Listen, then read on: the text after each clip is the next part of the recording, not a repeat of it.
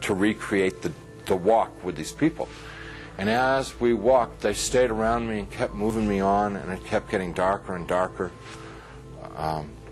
They were becoming more and more openly hostile to me.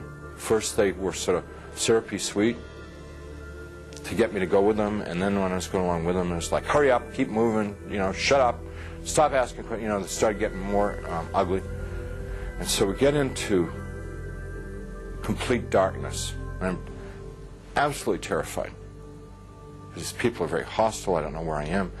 I said, I'm not going to go with you any further. They said, you're almost there. And we started to fight. I was trying to get away from them. They were pushing and pulling at me. And there are now a lot of them. What originally had been like a handful now was, since it was darkness, maybe hundreds or thousands. I have no idea. And they're playing with me. You know, clearly they could have just destroyed me if they wanted to. They didn't want to destroy me. What they wanted to do was they wanted to inflict pain on me, because they derived, pleasure isn't the right word, but they derived satisfaction out of the pain that I experienced.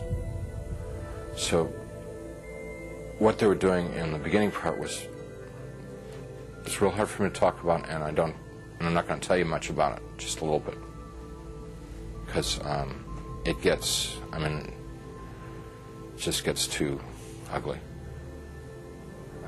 But initially they were like tearing and biting, tearing with their fingernails, scratching, gouging, ripping, and then biting.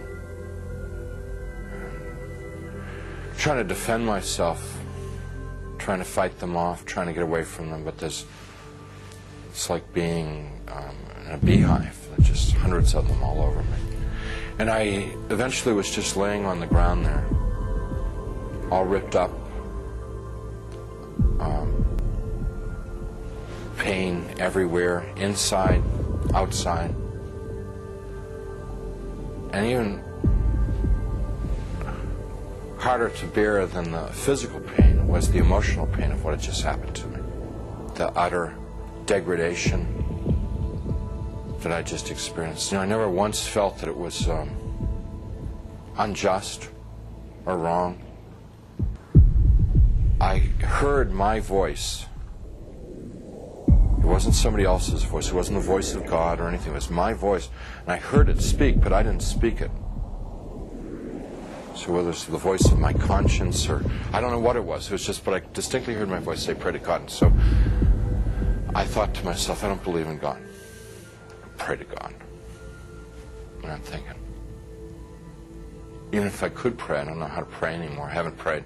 And at that time, I probably hadn't prayed in 22, 23 years. So, and so I'm thinking, like, when I was a child, and we said prayers in Sunday school, and we said prayers in church, and what did we say? And I'm trying to think of it, because to me, to pray was to recite something that I'd learned. That's what I thought a prayer was then. So let's see, the Lord is my shepherd. Give us this day our daily bread. My country, 'tis of thee. No, that's not a prayer, that's wrong. Let's see, yea, though I walk through the valley of the shadow of death, 77 years ago, our forefathers. You know, I'm getting all of them mixed up. I can't remember how to pray. And then the people who are around me, every time I'd like mention God, these people who had attacked me and beaten me, every time I mentioned God, it was as if mentioning God was throwing boiling water on them. They would shriek, they would scream, they would yell, and in worse profanity than anything I've ever heard in this world. The other thing that was happening was that they couldn't bear to be around me talking about God.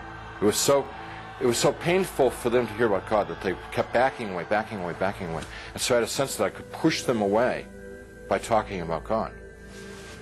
And so I'm trying to remember prayers, and I'm getting all confused and mixed up, and it was just all crazy, and I'm lying there, and eventually I realized that they're gone, and I'm alone. Now, I was alone there for an eternity. And what I mean by that was absolutely no sense of time. But I thought about my life, thought about what I'd done and what I hadn't done. I thought about the situation I was in. And the conclusion that I came to is that I had lived my adult life. I had lived a selfish life. My only God in my adult life was myself. I realized that I was something terribly, terribly wrong with my life, and that the people that attacked me were the same kind of people that I was. They were not monsters, they weren't demons. They were people who had missed it. The point of being born and being alive in this world. They'd missed it, and they'd lived lives of selfishness and cruelty. And now we're in a world where there was nothing else. There was nothing but selfishness and cruelty, and they were doomed to inflict that upon each other and upon themselves, probably forever and ever and ever and ever, without end. And now I was a part of it. And it seemed like, although I didn't want to be there, it seemed like probably the right place for me to be. There was a sense of like, this is what I deserve, because this is what I lived. You can't imagine how emotionally painful that was. And I'm lying there for time without end, thinking about my fate. And in the back of my mind comes up an image of myself as a child, sitting in a Sunday school classroom, singing, "Jesus Loves Me." I could hear in my mind, "Jesus loves me, la la la. Jesus loves me, la la." And as I recalled myself singing it and I could hear myself as a child singing it. More important than anything else was that I could feel it in my heart that there was a time in my life when I was young and innocent, when I believed in something good, when I believed in something other than myself, when I believed in someone who was all good, all powerful, who really, really cared about me. And I knew that I wanted that back, that which I had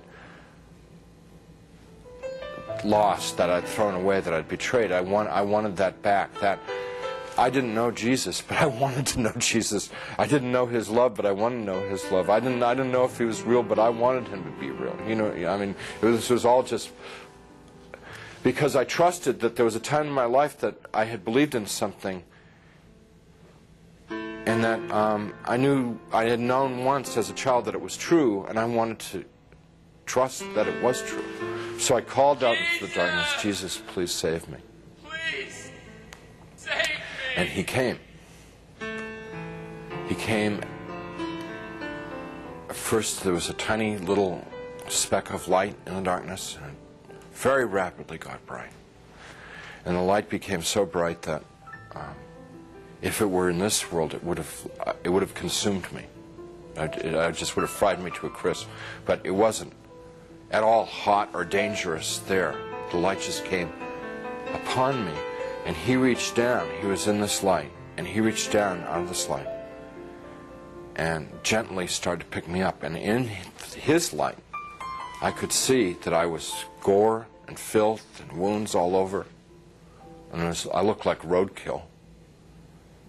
And He's gently putting His hands underneath me and very tenderly picking me up. And as He's touching me, everything just goes away. All the wounds, all the pain, all the dirt,